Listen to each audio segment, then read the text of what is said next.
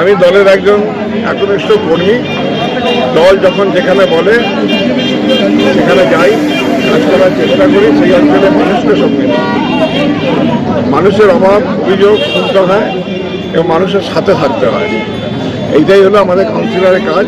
আমি যথাসাধ্য চেষ্টা করি, কতটা পারি না জনগণ করবে। আমার মতে সার্টিফিকেট মহানগরী আমার ভালোবাসেন, সুস্মিতাদি বললেন ভালোবাসেন। এলাকার মানুষ যদি ভালোবাসেন সেটাই হলো সবচেয়ে বড় পাওনা। যে কোনো প্রচার নেই, মাঠে তিল ধারণের জায়গা ছিল না, প্রচুর মানুষ এসেছেন, না মানুষ দাঁড়াতে পারেনি। জল এমন একটা জিনিস প্রত্যেকটি মানুষের দরকার। আর আমার এটা কপালই বলুন ভাগ্য বলুন, যেখানে যাই পানীয় জল আর জমা জল এই দুটো আমার পেছন ছাড়ে না। 30 তারিখ হয়েছে, 58 তারিখ হয়েছে, যা মাতঙ্গিনী জলাধার প্রকল্প তৈরি করেছি এবং যাতে জল না জমে তার ব্যবস্থা করেছি। 56 আপনারা দেখলেন এই সমুদ্রী জলাধার প্রকল্প তৈরি হলো। অনেক কষ্ট করে জায়গা পেয়ে এই উদ্যোগটা নিয়েছিলাম। এরপরে যাতে জল না দাঁড়ায় তার জন্য ব্যবস্থা করা, সেটাও স্যাংশন হয়েছে। অন্যান্য যে পুরো পরিষেবা যথাসাধ্য চেষ্টা করি মানুষের কাছে পৌঁছে দেওয়ার জন্য। এটাই আমার দায়িত্ব, এটা অতিরিক্ত কিছু নয়, আমার ডিউটিটাই পালন করার চেষ্টা করি। এটা নিয়ে হলো আরও 43টা প্রসেস আছে।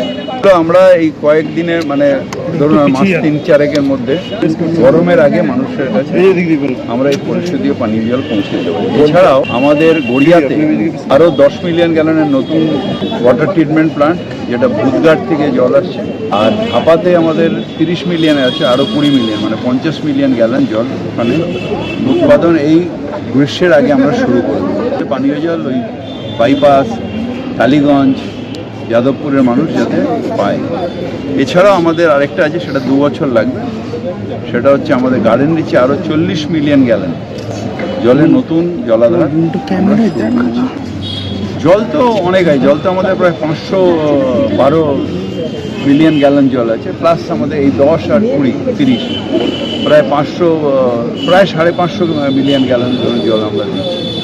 জল অপচয় যদি আমাদের বন্ধ করা যেতে পারে তাহলে আজকে যা জল আছে তাই কোনো জায়গায় কোনো কলকাতার কোনো প্রান্তে জল অভাব থাকার কথা না, মানে প্রিয় জল।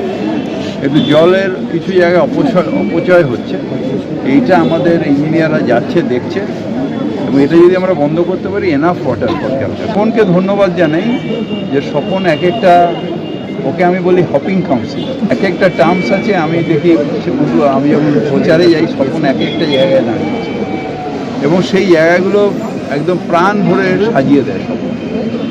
সেটা নিজের ওয়ার্ড, যেটা বেলেঘাটায় সেই ওয়ার্ড, তারপরে ধাপায় গেল সেখানে, এবার এখানে খুব সুন্দরভাবে সাজিয়েছে এবং খুব কাজের ছেলে। তাই মমতা ব্যানার্জি ওকে বস্তি উন্নয়নের দায়িত্ব দিয়েছে, মানে আমাদের এখন যেটা উত্তরণ সেটা উন্নয়ন করার দায়িত্ব দিয়েছে এবং এই দায়িত্বেও খুব সাফল্যের সাথে বাংলার বাড়ি স্কিমগুলো ইমপ্লিমেন্ট করে বস্তির মানুষকে ফ্ল্যাট বাড়ি তৈরি করে দিয়ে সেখানে ইমপ্লিমেন্ট করছে। এটা আমাকে ধন্যবাদ জানাই। বেশি জল রাস্তায় জমে থাকতো আর মানুষের জল ফুটে দিত, এই দুটো সুন্দরভাবে আমাদের স্বপনদা পুরো করে সর্ট আউট করে। স্বপনদাকে আমরা সবসময় বলি হপিং কাউন্সিলর। যে ওয়ার্ডে যে কোনো বিপদ সেই ওয়ার্ডে স্বপনদা গেলে সেই ওয়ার্ড খুশিতে আনন্দে ডগমগিয়ে ওঠে।